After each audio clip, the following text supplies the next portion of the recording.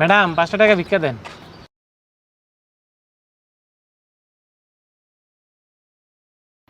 এক রাতের জন্য 1,00,000 টাকা? আরে বাবু, তুমি এখানে দাঁড়াই রয়েছো কেন? আমাদের লেট হয়ে যাচ্ছে, তাড়াতাড়ি আসো। বাবু একটু তুমি সামনের দিকে আগাও, আমি আসতেছি। আচ্ছা ঠিক আছে, তাড়াতাড়ি আসো। এই ফকিরের বাচ্চা, তুই এটা আমাকে কি দেখালি? এক রাতের জন্য 1,00,000 টাকা মানে? ম্যাডাম, আপনি আমাকে ভুল বুঝবেন না। বিশ্বাস করেন ম্যাডাম, আমি এই কাজটা ইচ্ছা করে করিনি। আমি শুধু আপনাকে দাঁড় করে একটা কথা বলার জন্য এই কাজটা করছি ম্যাডাম। একটা কথা বলার জন্য মানে তুই কি বোঝাতে চাস? ম্যাডাম, তাহলে শুনেন। শোনো, তোমার সাথে যে কন্টাক্ট হয়েছে তার থেকে ডাবল টাকা দিলাম। আমার কাজটা সম্পূর্ণ হওয়া চাই। ঠিক আছে স্যার, আপনি কোনো টেনশন করবেন না। টাকা যেহেতু পাইছি, কাজটা ঠিকঠাকভাবেই হয়ে যাবে। ঠিক আছে, তাই জানি হয়।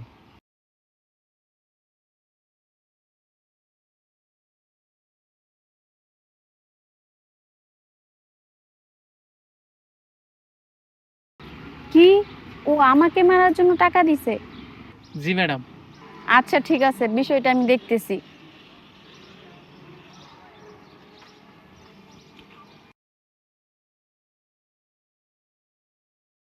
কি ব্যাপার, তুমি এত স্লোলি হাঁটতেছো কেন? আচ্ছা চলো না, আজকে আমরা একটু ঘুরতে যাই।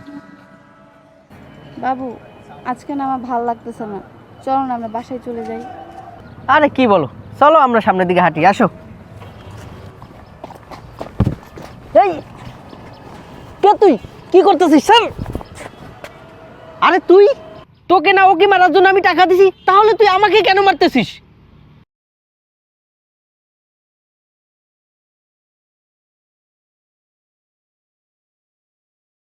কি? তুমি আমাকে মারার জন্য ওকে টাকা দিছো? ছি রিয়া ছি। হ্যাঁ, আমি তোকে মারার জন্য ওকে টাকা দিছি, আর তুই ওকে না মেরে আমাকে কেন মারতেছিস? ও তোমাকে কেন মারতেছে তাহলে এটা ওর থেকে না, আমার থেকে শোনো। জি ম্যাডাম, কি জন্য ডাকছেন বলেন।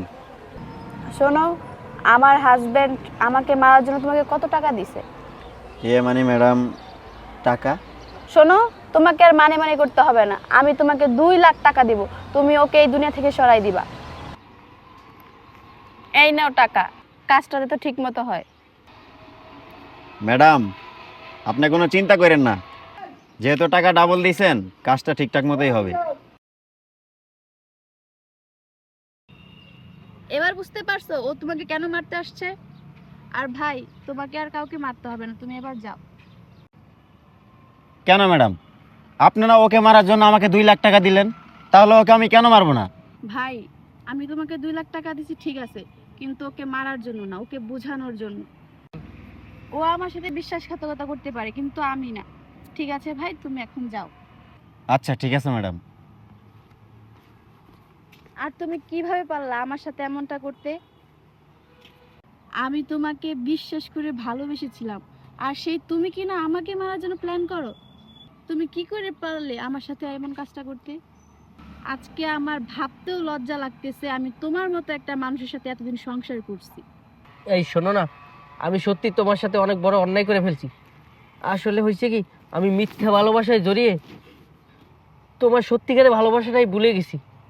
তুমি আমার মাফ করে দাও।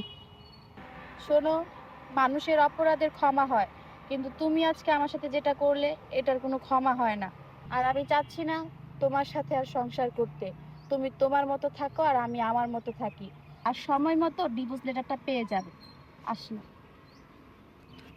এই শোনো না। এই চুপ, তুমি আর একটা কথাও বলবে না।